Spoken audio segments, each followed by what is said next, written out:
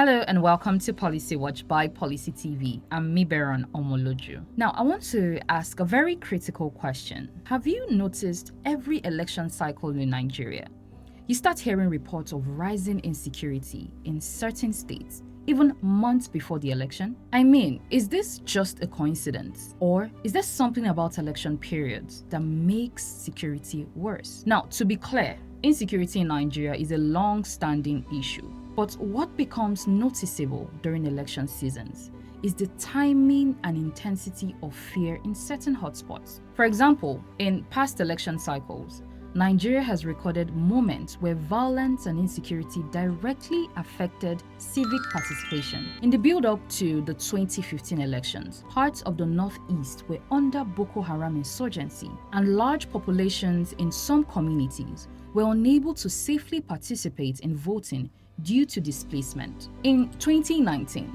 there were reports of violent clashes and communal attacks in different states shortly before elections, creating tension in already fragile areas. And in 2023, insecurity ranging from kidnappings to localized attacks and election day disruptions raised concerns about voter turnout and safe access to polling units in several regions. Now, fast forward to today.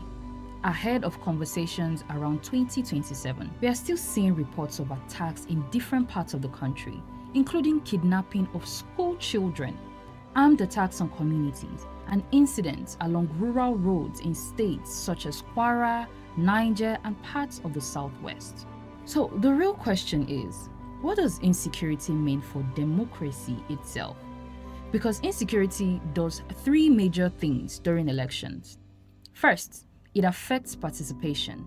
People become afraid to travel, to return home to vote, or even stay in their communities on election day. Two, it affects representation. When certain areas cannot safely vote or fully participate, their voices become weaker in the final outcome. And lastly, it affects trust. When citizens feel unsafe during a process meant to represent them, confidence in democracy begins to reduce. And this is where we as citizens need to pause and reflect. Because insecurity is not only a government problem, it becomes a democratic problem when it starts shaping who participates and who doesn't. So maybe the bigger conversation ahead of 2027 is not just about who is running, but about whether Nigerians will even feel safe enough to fully participate. And this is where accountability comes in.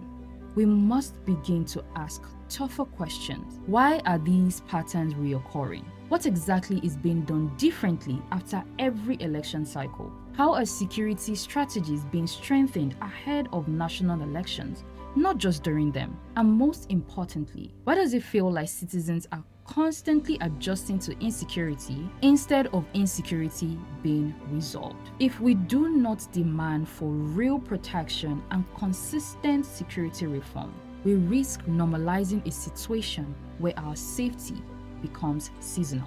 I'm Miberon Omoloju, and this has been Policy Watch by Policy TV.